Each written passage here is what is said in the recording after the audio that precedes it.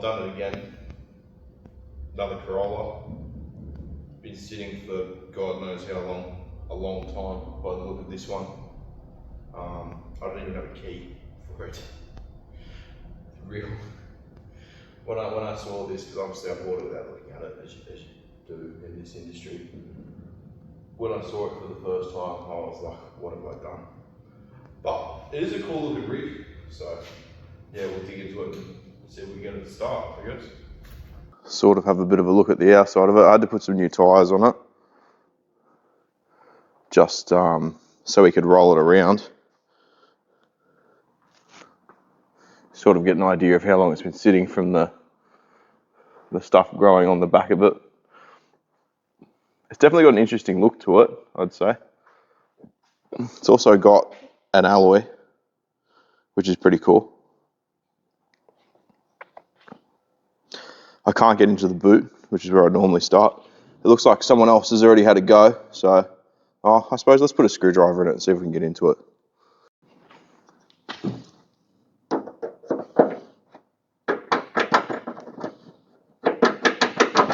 Oh, hang on. I need to get this out and lever it from here. Oh, we're in. Doesn't look too bad. There's a radiator in here. And some ashtrays. It's a strange little boot, actually. What is this radiator for? And the spare tyre. How good's that? Which we might need that to replace the alloy. I'll give you guys a whiz. I was expecting it to be bad all the way along here, honestly, but it doesn't look too bad. The only thing that's sort of a bit how you going is down here, but we can actually, that's probably not the worst spot to fix. Here's that radiator I was talking about.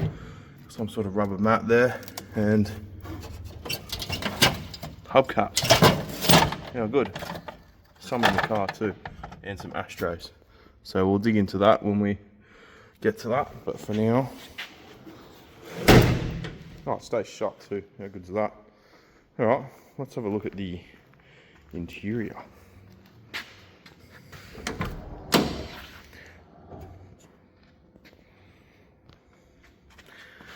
It's in rough shape. It needs a serious wash. It looks like we've got some dress rims, or dress rings I should say. Some more hubcaps. I think that's a carb as well, so I'm going to say there's probably not one on the engine. The roof lining's falling down, and it doesn't have a back seat. How many kilometers do we have on this one? Can you see in there? 100, no, allegedly only 18,000, because that last digit is 0.1. I think this interior, looking at that, I've seen that's been around a couple of times, I'd imagine, especially considering where this car came from. Door cards don't look too bad. Oh,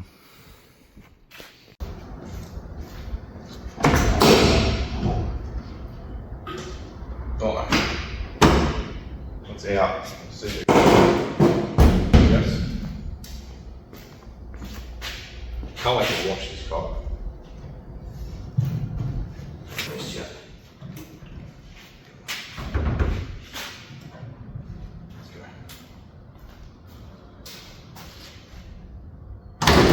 There we go. Just need a little persuasion.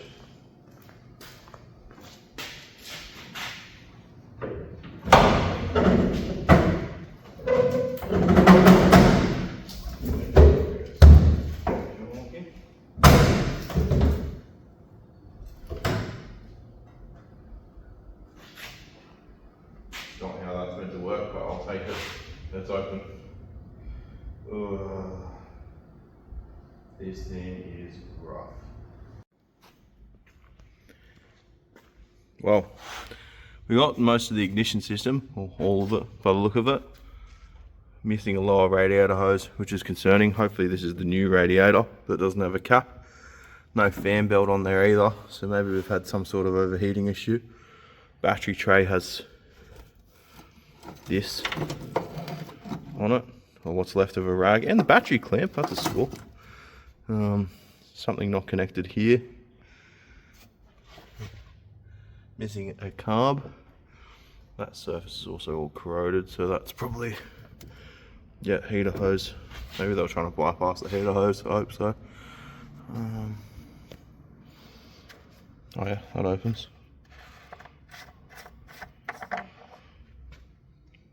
Let me grab a torch. Ugh. Doesn't look great, but it doesn't look too bad. Anyway.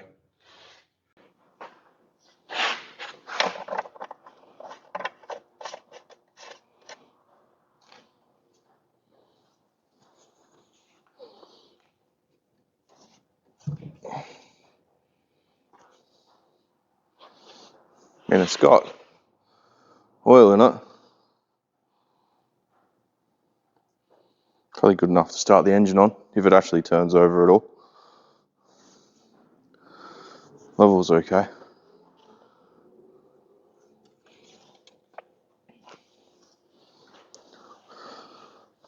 Does this bonnet go more up? More up? Please? You're supposed to work. I don't really trust you. Anyway, alright. Let's see if it moves.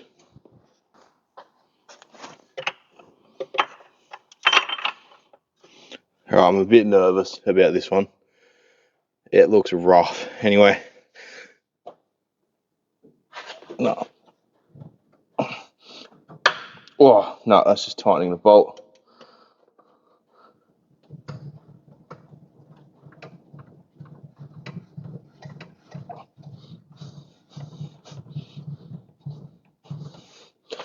It is seized.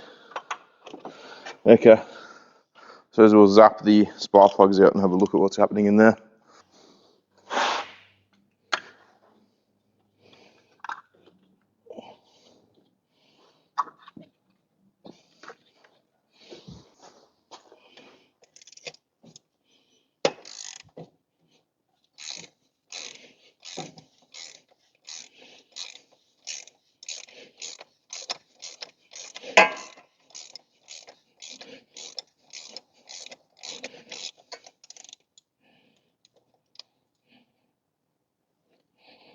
Oh, come on.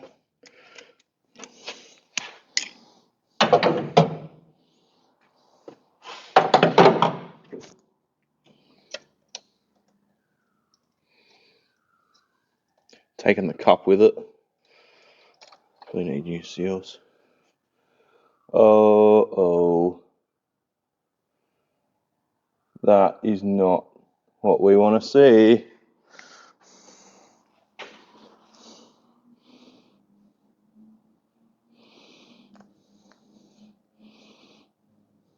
She might be cooked.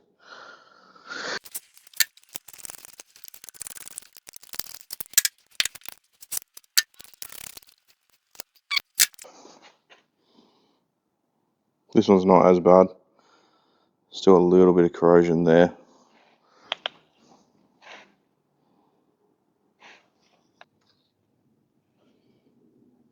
Yeah.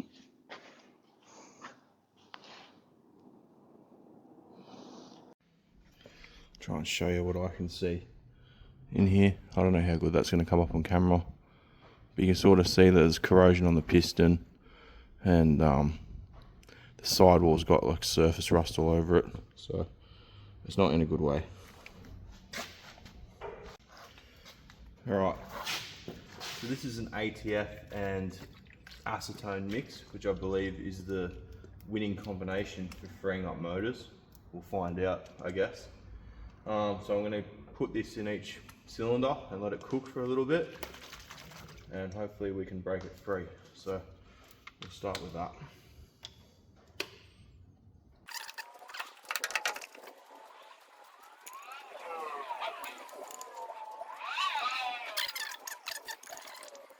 Keen as the Datsun to get going, this one. There seems to be a pretty solid correlation between cars having open intakes and having ruined engines. There's a good chance that that wasn't like this when it was parked. It's just happened because all the moisture and stuff gets in from being open. But in saying that, look how filthy this engine bay is. Maybe this engine's been underwater. Who knows? That still spins. Yeah, alright, we'll just have to let that cook for a little bit and then we'll try and break it free. I really should have been more observant. It's missing the fuel pump and it's just got a rag shoved in there. And I'd say that's probably the main concern, because look at the push rods. That one's rusty. That one's rusty. That one looks good. If I can get the line the right way. That one looks good. That one looks good as well. The camera will focus on anything but what I'm looking at. So I'd say the fuel pump being open like that is the actual concern. I'm going to take a bit of a gamble. Well, not really a gamble. We know it's sort of cooked anyway, and pull that out. I'd say that's where our problem has stemmed from. Looking in there, oh, it doesn't look as bad as I was expecting actually, but sorry for the terrible camera work. It's hard to get these to focus. I'd say, oh, I don't know how I'm going to show you that, but I can see the crank is all rusted in there as well. Trying to get this to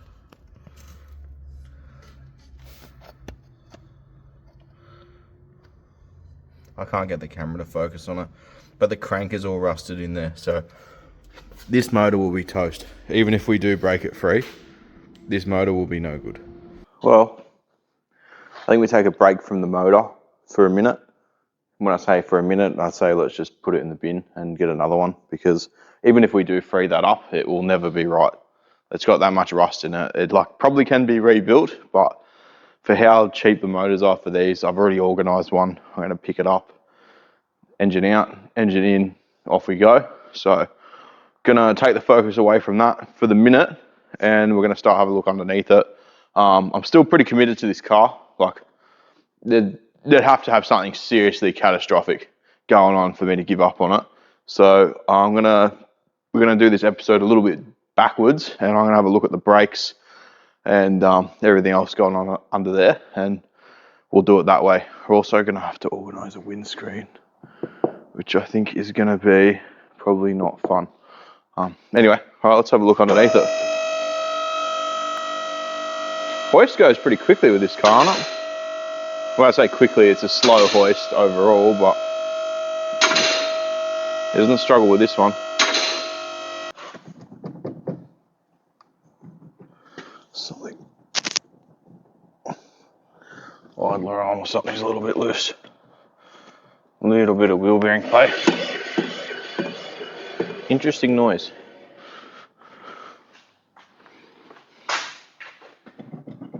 It's not the same. Let's see. Where's the movement coming from?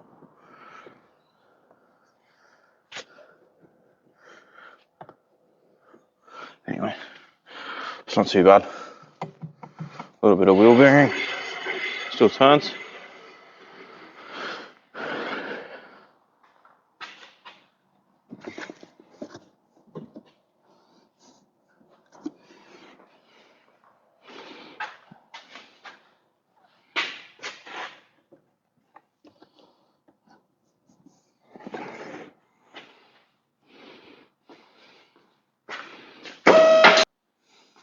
I've had a quick look under here now. There's not a lot exciting happening under here. There's also not just a lot under here, like it's a Toyota Corolla. There just isn't a lot of actual car. You're gonna need to organise an exhaust for it. It's got a little bit of rust happening on the wheel well, but it's not the worst. It's got the same sort of brake setup as the other Corollas we've done, so it's just got the Mickey Mouse wheel cylinders in the back, a rubber line there that we'll need to attack. Same on that side. But obviously, in the front, interestingly enough, this one's also got disc brakes. I was expecting this to be a front drum, so I'm pretty happy with that. I like disc brakes. That hose there has seen better days. Not really going to look too much at the engine because it's going in the bin. Well, maybe not in the bin, but it's going out of here. What else have we got happening? Transmission, we've got a little bit of a leak from the, I'm going to say that's the speedo drive, and a bit of an output seal leak. And on the diff, we've got a bit of a pinion seal leak, but it's not the end of the world. Interesting little bump stop there. I think what we'll do is we'll just start nibbling on the brakes, so we'll chew on them for a little bit and then get that out of the way. That way when we do have a solution for the engine, we can pretty well just straight out into the street, just jam it out into the road. Why not? Yeah, all right, let's tickle them then.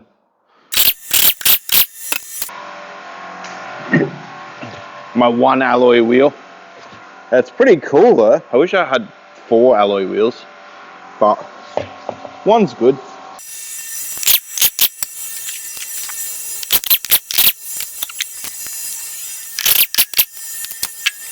You know what's interesting about these is the wheels are not hub centric.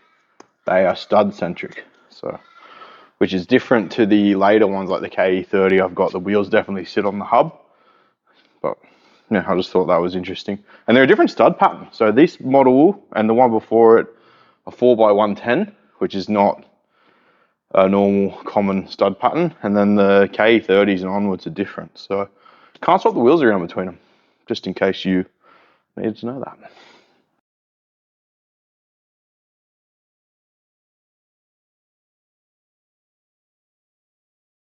Glad I didn't have to get the air hammer out, because I'd say we'd probably never get drums for this thing. Come on. What do we got happening in here? Oh, the wheel cylinder's leaked everywhere. Great. See that wetness?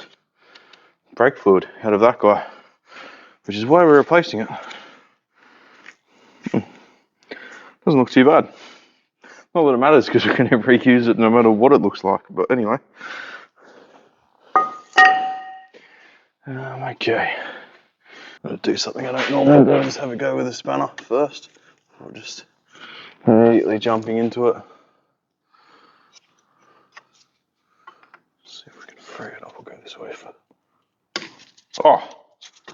Okay, I proved myself wrong there. That come undone easily. Are you jealous, UK viewers? I don't think the other side's gonna go like that. Oh, well, we'll give it a go now. Maybe I've been ruining all these for no reason. Probably not. I think I just got lucky with the condition of this one. Surprisingly good condition.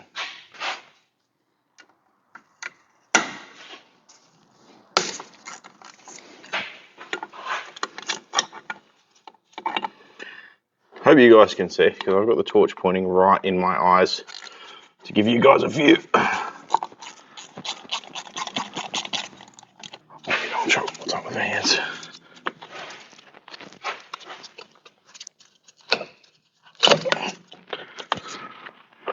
Just put a bit more effort in. All right, and there's Mickey Mouse. Can you see him? Now you can see him. Let's go do the same on the other side.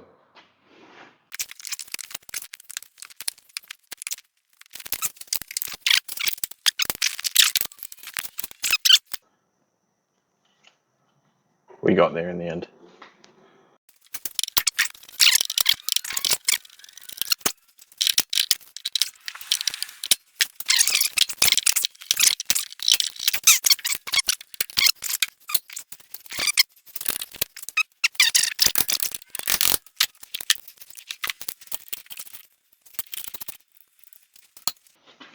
Yeah, you can play in first person. Hang on.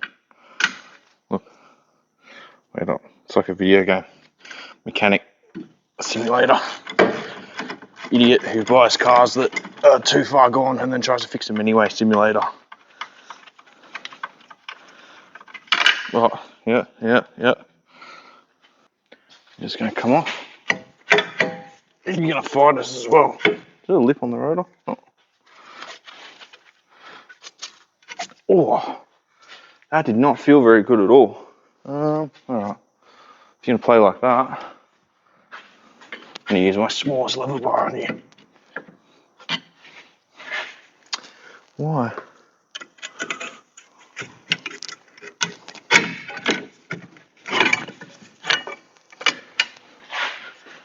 interesting, whoops, interesting little caliper design.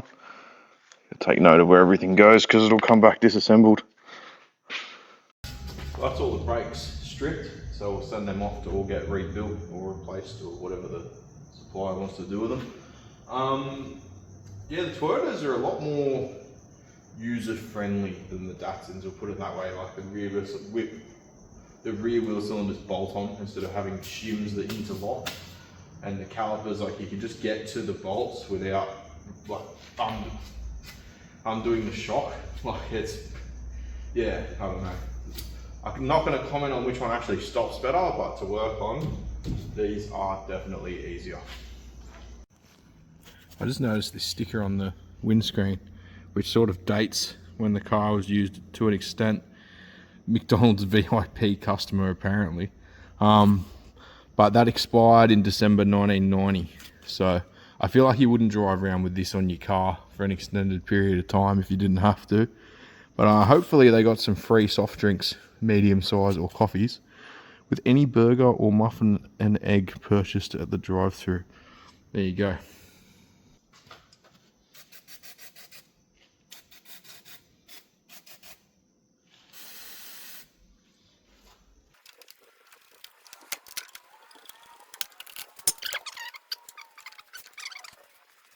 Gotta be the easiest master cylinder I've ever pulled off, honestly. Oh, hang on. Might be making me change mine. Come on. No. It's still easy. Oh. It's connected still. Oh, I lied. It's not that easy. Cool. Let's get back on now, apparently. Alright, round two. I got so used to the Datsun ones where you can leave this rod in the car that, yeah, that's fully seized up. But anyway, that's what she looks like. Give you guys a bit of a look at her. There's the junk. Oh, it's got some juice in it actually. Almost looks like brake fluid. When it's a non-tandem master cylinder, it's not worth taking the risk. So I was pondering what to do about the key situation, and I thought I'll try the orange KE30's keys in the barrel.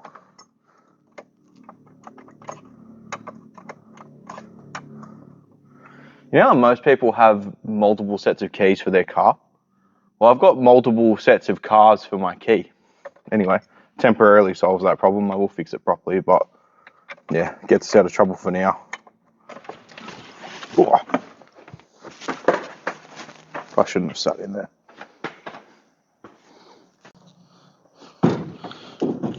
Well, we can't try and start it, but we can see if there's going to be an electrical fire when we connect the battery. So I'm thinking while we're waiting for the brakes, let's do that. You're going to be, yeah, we want the happy one on this side. So we'll connect you up. Oh, should I clean the terminals? Yeah, probably. Hang on.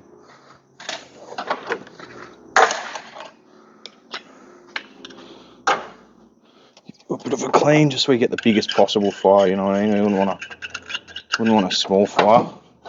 Give you a hit as well, why not?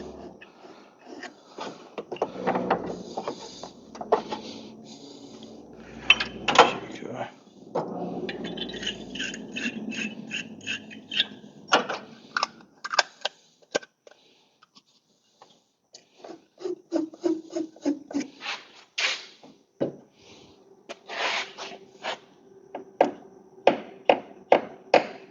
That is zappy. Very zappy. We don't have an alternator on, but that cable is out. I'll just see if it gets. I mean, the zappy's stopped.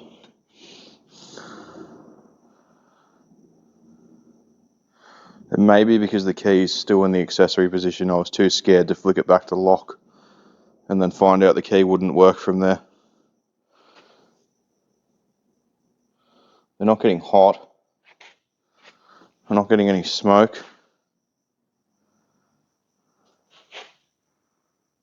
feel like if there was a big short, we would be getting some heat out of this puppy.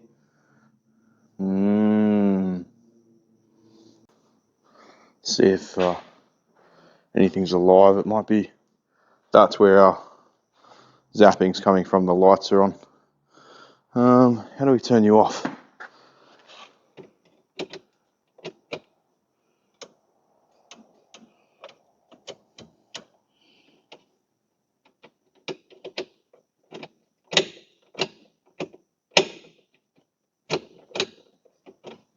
Oh, hang on.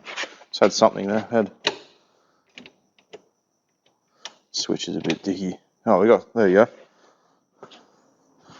We got headlights.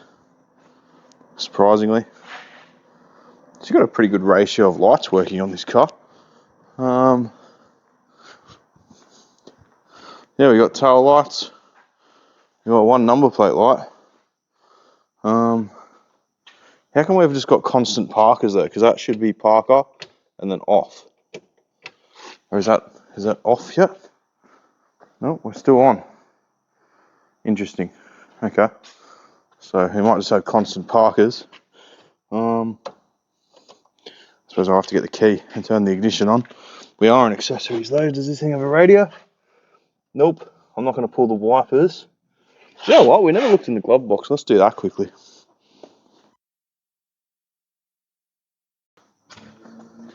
What have we got in here? A uni joint. So that's going to be broken. And nothing else. Anyway, back to the original recipe, I guess. Well, not recipe, original programming. Let's try. Hang on, pull you out of gear. See if we got reds, out of curiosity. No. Oh, yep. There we go. Little charge lights lit up. Do I flick the key? Do I risk it? I suppose we're going to put a motor in anyway. Starter motor come out. Didn't do anything. That was it. Alright, well, I have made a decision. This motor is definitely coming out. Another one's going in. You're probably asking me, how come we didn't drag it up the street and try and break it free that way? Well, we did give it a little bit of a drag. Well, when I say we, I mean there is only me. I tried to drag it in here and it wouldn't break free, but this floor is pretty slippery.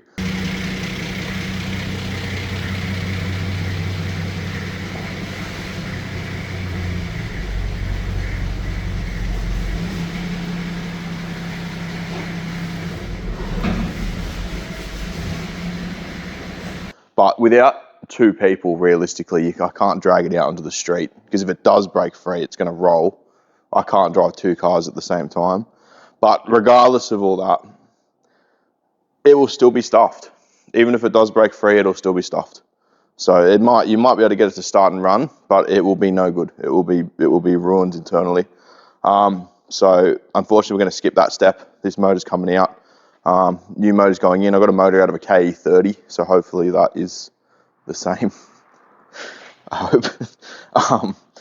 It is a 3K. It should at least be close enough. I can't imagine it will matter that much, even if it's not the same. As long as I can mount it up the same, it should go in. So yeah, let's dig into that.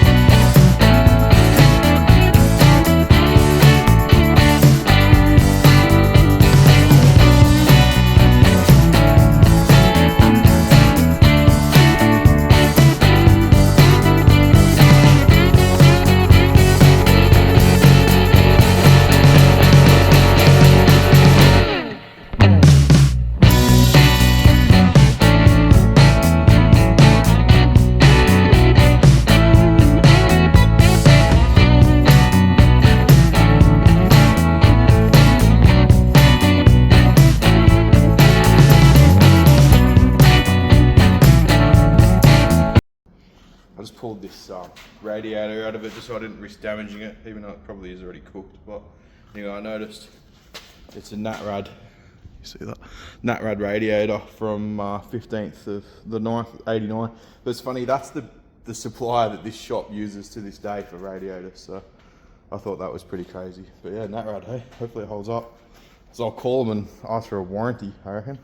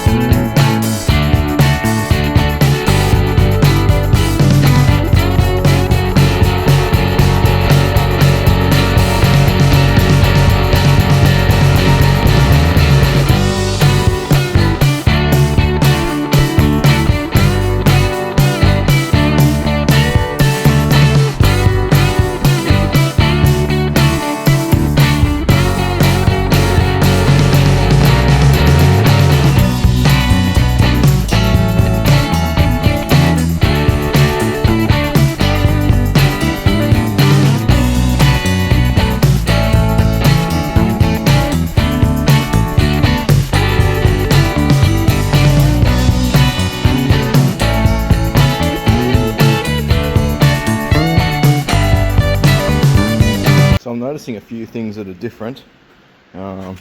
First of all, this exhaust port on that motor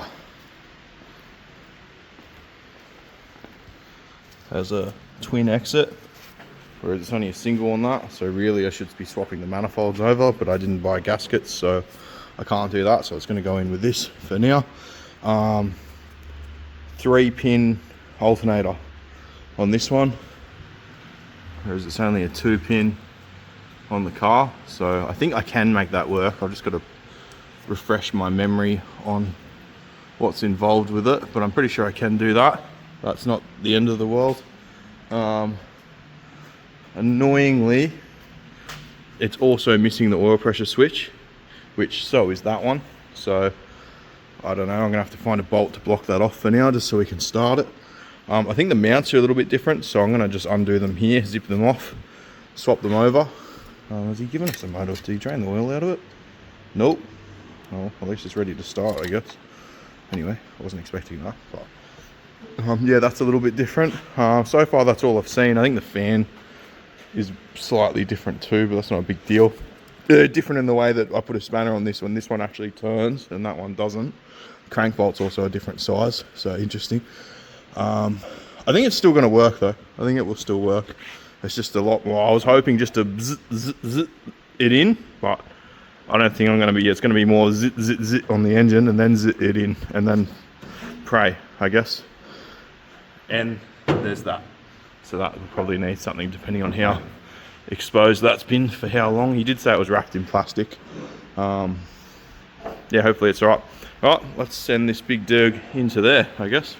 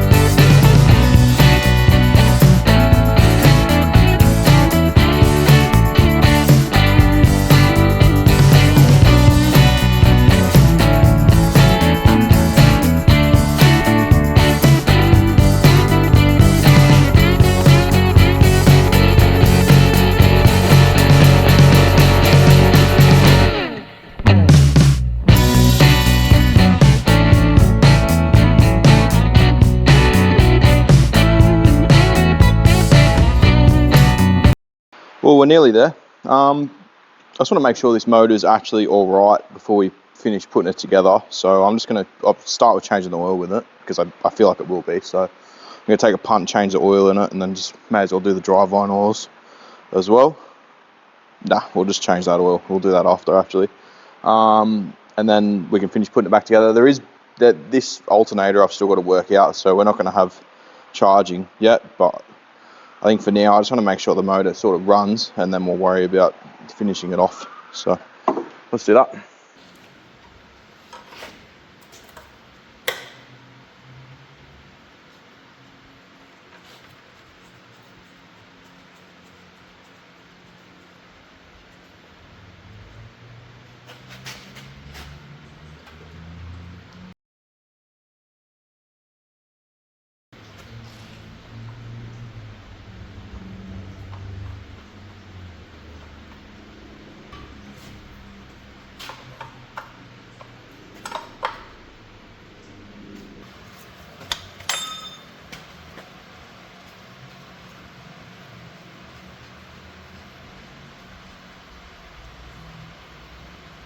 Anything in this thing?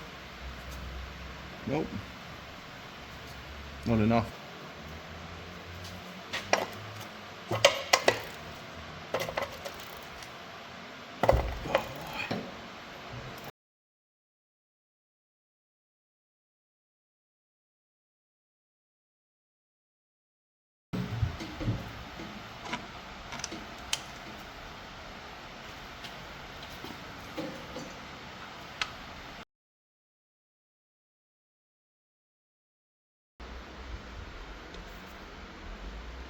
Does that even have oil in it? That doesn't look like it's ever been run with that. Oh, actually, looking down at the filter meter, it's dirty. You guys probably can't see that on camera.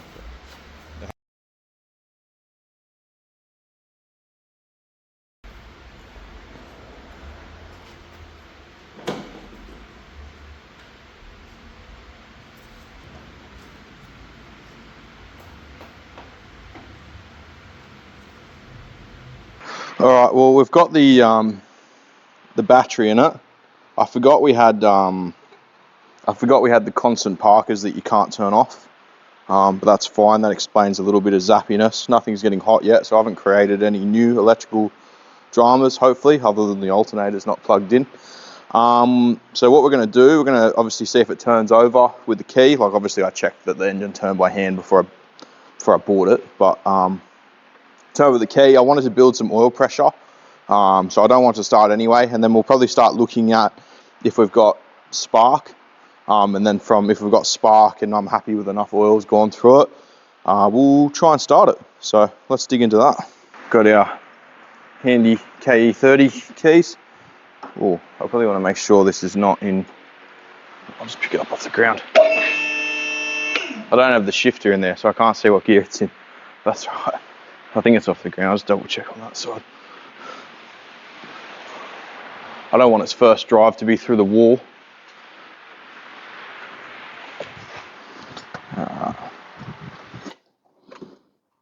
Well, it's got oil and charge lights on the dash.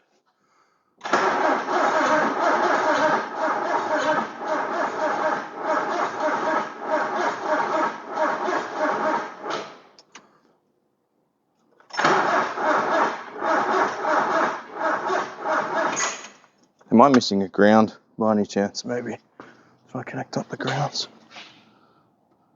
It's alright. That ground's alright.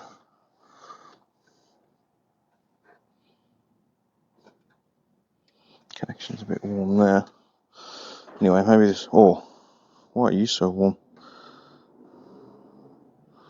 You are a bit warm. Anyway, maybe this battery's not very good. Let's try a different battery.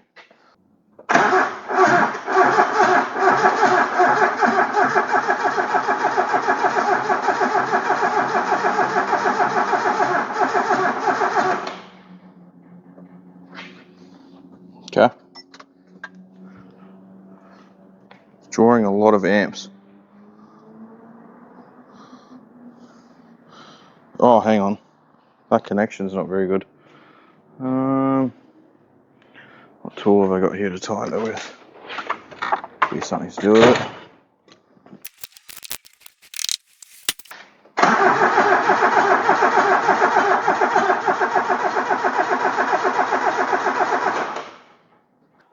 We'll see what the ignition system's doing while we're letting that have a rest, actually. Where's my little...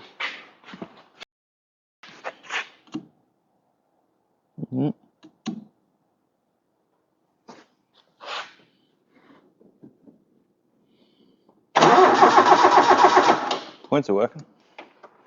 See that? So I'll just show you so you guys can see actually. But as I flash it, as I turn it over, it flashes, so that's good. We'll get our little zappy thing going. This little guy, hook him up somewhere. Come out with fighting me. Yeah. All right. You guys can let me know if that's sparking.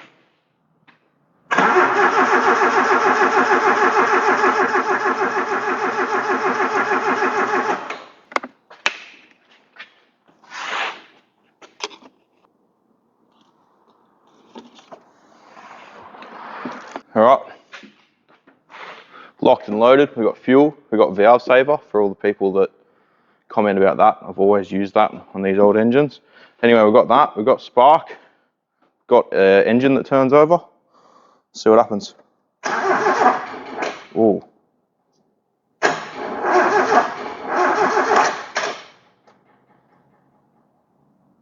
Not sounding real good, is it? I think the starter motor's just on its way out because that turns relatively easily. Anyway, you've had a rest, let's go. Are you kidding?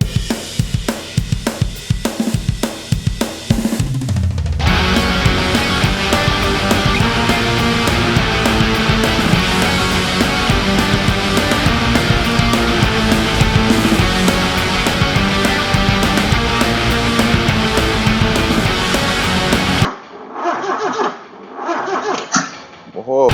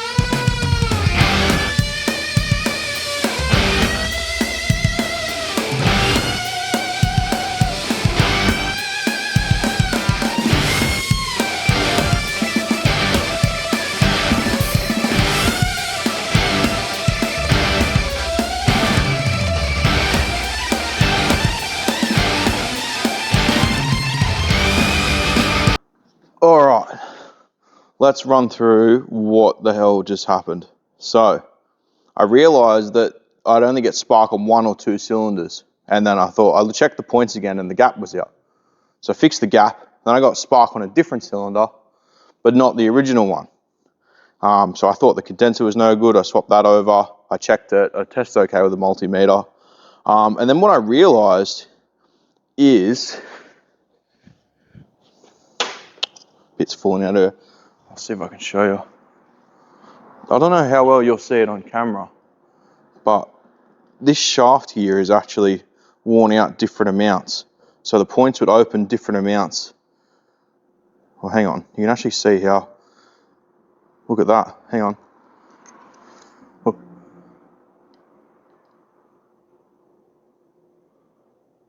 That was never going to work because the points rub up against that. So if that's all over the joint, So anyway, I pulled the distributor off the other engine, yeah? Pulled the distributor off the other engine, put that one in there. Then I had no spark. I cleaned the points, no difference. So I ended up having to take the points out of this. Because I actually did buy points too, but they were wrong. Of course, the only one part I did come prepared for was wrong. So I had to pull the points out of this, put them on that distributor. I'm getting tired. Now we've got spark on all four. So hopefully, fingers crossed, this engine should run. So let's see what happens. If it doesn't, I'm going home. If it does, oh, it wasn't going to actually because there's no, oh no, I did put a rotor in there. All good. Fall asleep. Saw this rotor here and I was like, oh, I didn't put a rotor in it. I did put a rotor in it. Alright, I think I've got this.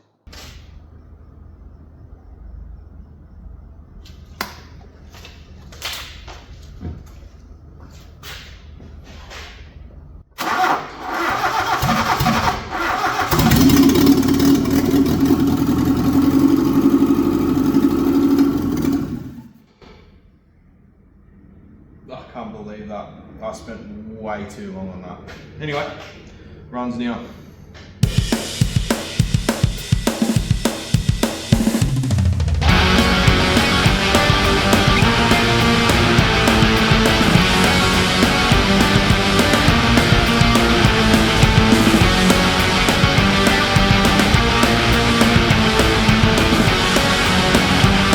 Okay, well, it's been about a week since we last touched it. A few things have happened off camera. Windscreen's been changed, so I had a massive crack in it. Believe it or not, that was an aftermarket screen that came out. It's a genuine screen that went in. And the guy said this is not, like he said, if this one shatters, like it'll just shatter. That one's laminated, whereas this one is just, he said it's less likely to shatter, but if it does shatter, like good luck. Anyway, so I've got that in there, new seal, which I managed to track down. I do still need to get the locking tab around it. The guy that fit the windscreen said it would probably be fine without it, but I think I found someone that sells it, so I'm gonna get the locking tab and put it in. It's in there, like, it's pretty good. It's not gonna come out, but surprisingly zero rust around there as well. No rust at all. So he was shocked. He was expecting to have to do some sort of repair, but no, there wasn't. He just got it in there. No dramas. The radiator situation. Turns out KE20 radiator hoses, the lower ones anyway, are an extremely tricky thing to get. KE30 ones are around, not KE20. I managed to jam a 31 in there. It's not very good, but it would have been good enough just to idle it and move around here till I come up with a better option. But as soon as I poured water in this radiator, it just pretty well come straight out the bottom. So the radiator's no good. Now I really would like to do a fully reconditioned radiator for this car, same as the Corona, but that was 700 Australian dollars. And these videos are self-funded. I can't afford to do that to every car. I really can't. Now after a bit of research, I found that you can put a KE30 radiator in these, but you do have to drill new holes in it.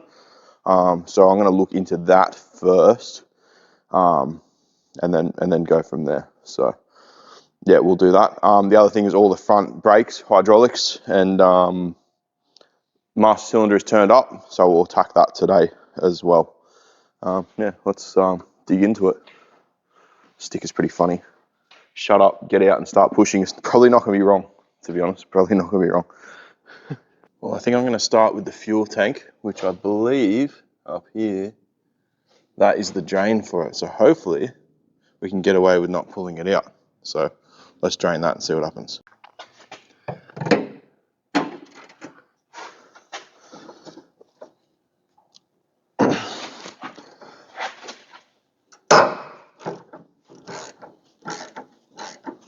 Oh, it's got something in it.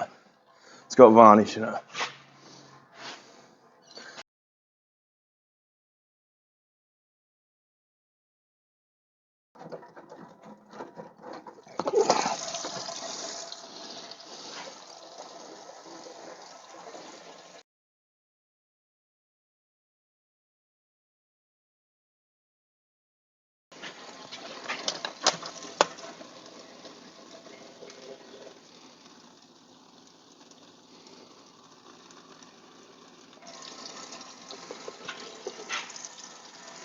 Anyone want a red cordial? All right, well, we'll do our usual little experiment. That is so red. That must be so old. We'll see if it burns. It's probably way too much.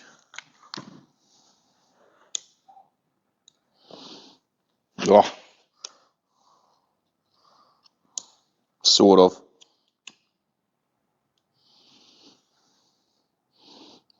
Barely.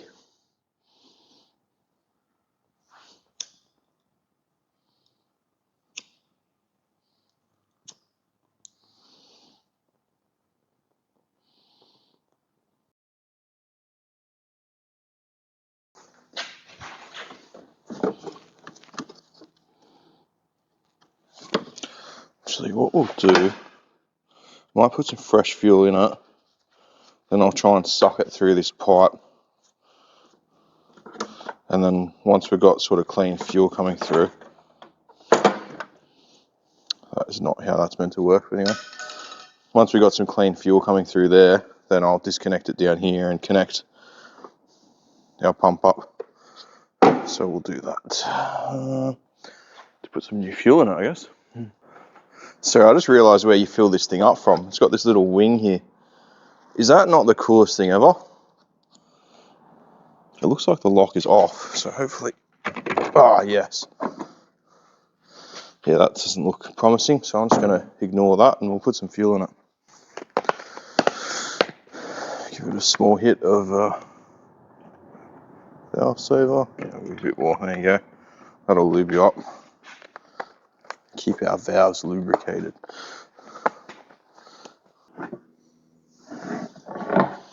Alright, hopefully I don't need any more fuel because that's all the fuel I've got. Oh, I love that. Other than it's a bit here you go. But anyway, it's good, I reckon.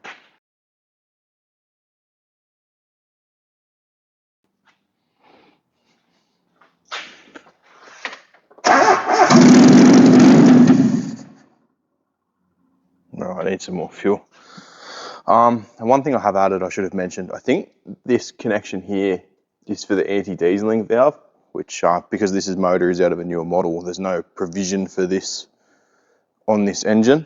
So I've connected that up just to positive, just to make sure that that's not causing us any issues. So we're going to give it some more fuel down there, see if it'll pull fuel up from the tank here, and hopefully it'll idle. But I can't idle it for very long because we don't have any juice in there. But we'll add some fuel and see what happens.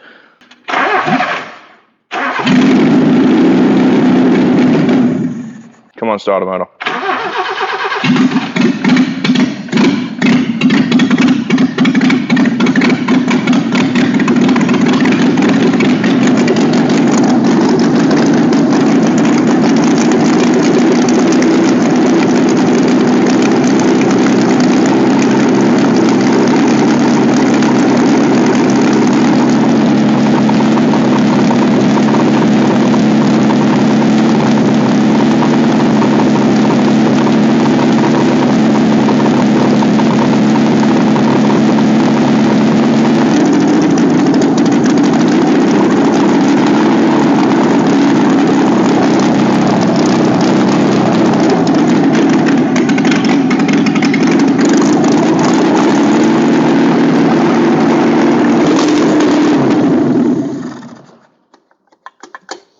Maybe it does need this.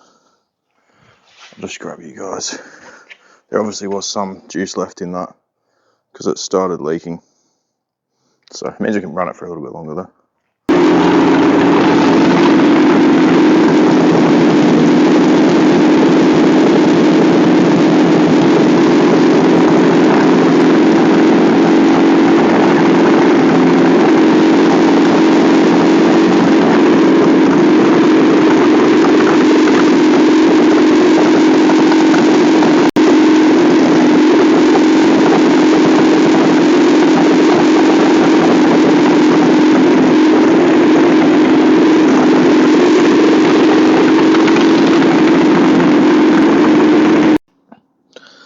I just remembered in the boot there was another radiator, so I pulled it out, and it's not even, like it's had it anyway, but it's not even the right layout for this car. it's the wrong way around. So I don't know what that's from. If anyone can tell me, I'd be interested to know. But yeah, not going to help. But the reason I went into the boot is I thought, oh, yep, I need to get rid of that alloy because the rest of the wheels are steel. And I remembered I had a steel wheel in the boot. But it's a 13 in the boot, isn't it? Of course. So I need to sort something else out for that. I'll just show you guys, I am actually putting new bearings in this guy. Not that the bearings were that bad, but the grease that coming out of it was pretty average. But it's just tricky to film because grease just gets on everything. So I'll show you doing the brakes, but I'm just going to skip through this.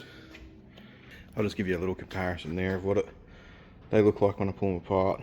Like the actual bearings that come out of the other one looked okay, but the grease has had it. I'm sure if it had a short drive, they would be all purple from the heat. But anyway, we'll change this one as well while we're there. So we've got our rebuilt calipers. They've even gone ahead to fully assemble them for me too with new TRW pads in them. So it was nice of them. They are great, this brake shop. I always call them about the worst things and they always just get it done. They're fantastic. We've also got new rubber lines. Now the old design was 2 lines threaded together. Apparently it's now only 1 line, but it will work, it'll be fine. So yeah, we'll pop these on and then yeah, keep going.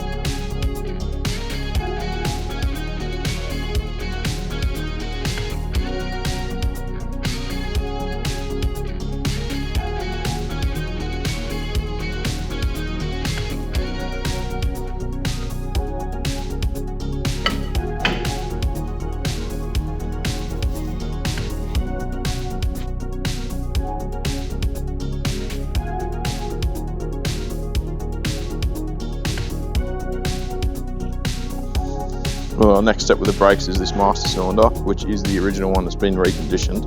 Still got the old Toyota logo on there, the old Katakana logo. So we'll pop this on. I've lost the bloody lid for it. I'm gonna have to work something out for that. Hopefully I can get one online because you can't leave these exposed.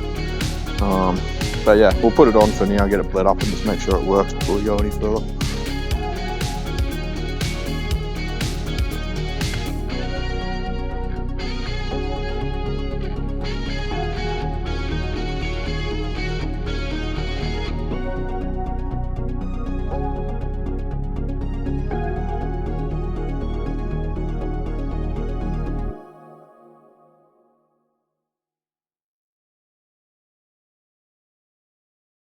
Well, it's got a decent brake pedal now.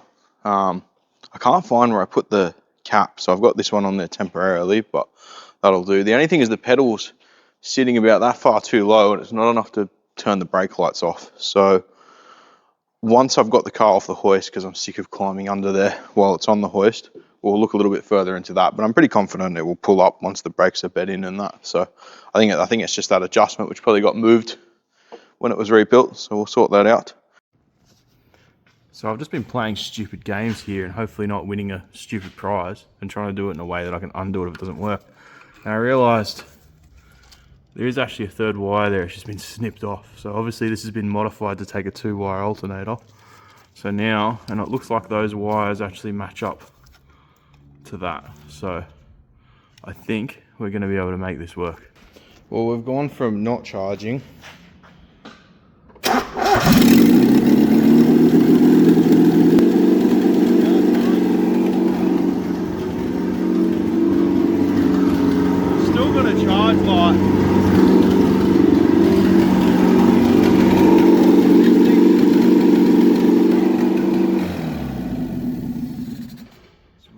may not be working because it's just going absolutely nuts. So the plot thickens even further wherever I put it. So this is 6 pins that's supposed to go to the regulator there. Okay, let's have a look at this wiring thing. There's only got 2 or 3 wires. and 2 pins, the same as what was on the alternator. So I'm thinking maybe this is not the correct one for this, because why would that have 6 wires going to it? This plug only have 3 pins in it. All right, well, it turns out these are a lot harder to get parts for than a KE30 around here anyway. Didn't really have much luck with the exhaust downpipe, the KE30 style one, which I'll show you here. With the twin pipe exit, sort of these two go through one and the other two go through another. I could not get one, so what I've had to do is I've had to split the manifold apart. So now we've got the KE30 top on the KE20 bottom, which unfortunately means we don't really have, we've got a bit more of a restrictive exhaust, but we've got a good flowing intake restrictive exhaust, but it is what it is. That's what I can get for it at the moment. What that does mean though is we can use significantly more of the existing exhaust. So I'll scoot us up and I'll show you what we've got going on underneath.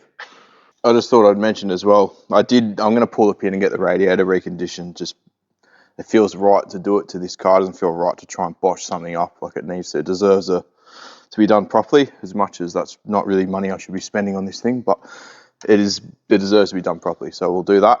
I've also removed all the emissions junk, like the anti-dieseling valve and everything off this carb, so should be a little bit better too. So I'll just show you. That all just connects up to that single pipe up there. If this thing's going to focus on it, yeah, that's all and then it's actually relatively solid all the way along until you get to the back here. This muffler is not in a good way, so we need to at least replace that. Originally I was planning on making an exhaust from all the way up the front, but I think for now, if we got the restrictive manifold anyway, we may as well just lop this guy off and just put a new muffler on there. It would be wrong not to try and start it with this system connected up and see what it sounds like. It just wouldn't be the right thing to do to not do that. So.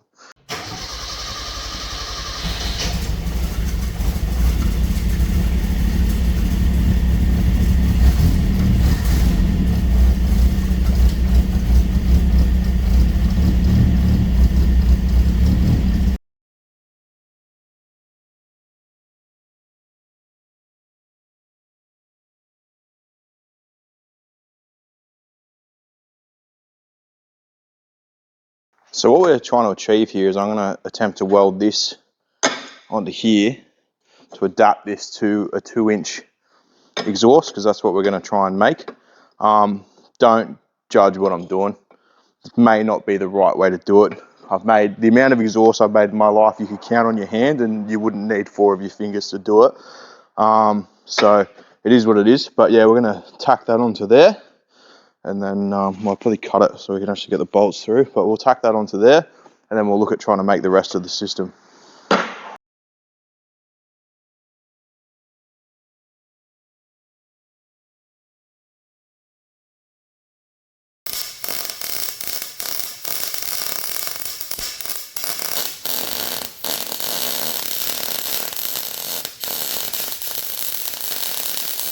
It's not the prettiest of things, but it'll probably stay together. As I said, this is my first time doing it with a MIG. I've only ever used a TIG before. So now we're just going to try and copy that out of that and put it up here. See how that goes, eh?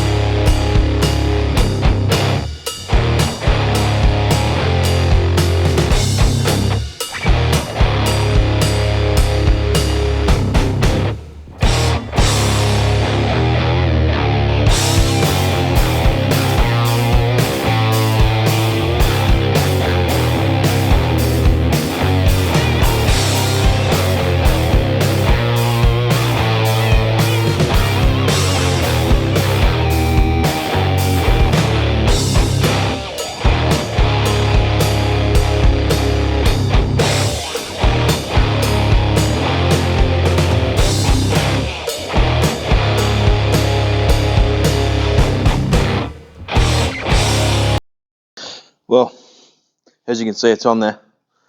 I'm not going to show you the welds because they're a disgrace to YouTube and I'll get picked on for it, but it is on there. It's pretty strong.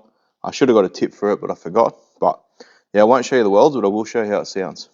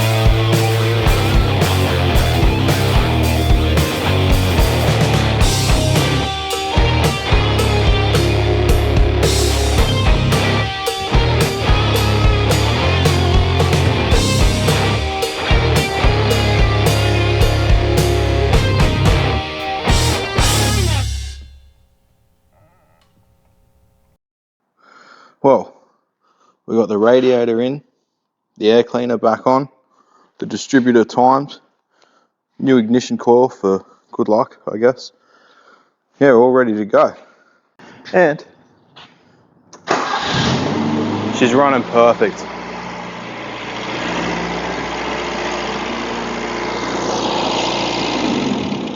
Throttle's a little bit sticky, but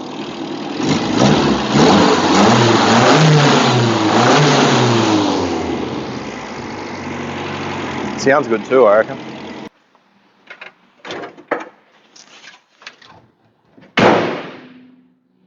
Well, there it is. It's running, driving, stopping, everything you'd expect a car to do, which is pretty crazy considering what it started as. I think this one's going to need a little bit of body work and rust work before we can really take it on the road, but I think it would be rude not to at least give it a quick skirt and have a listen to the exhaust, so we'll do that.